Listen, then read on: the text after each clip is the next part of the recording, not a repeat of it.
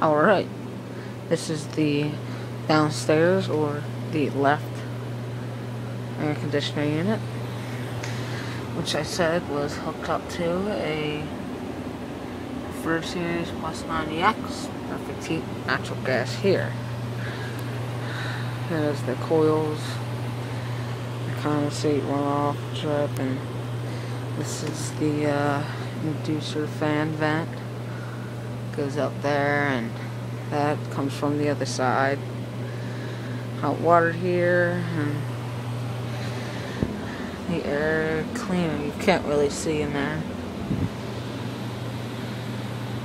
and that's about it. You have a new pump and a big huge MERV 8 filter. Some of the booklet guides, a damper, and an extension.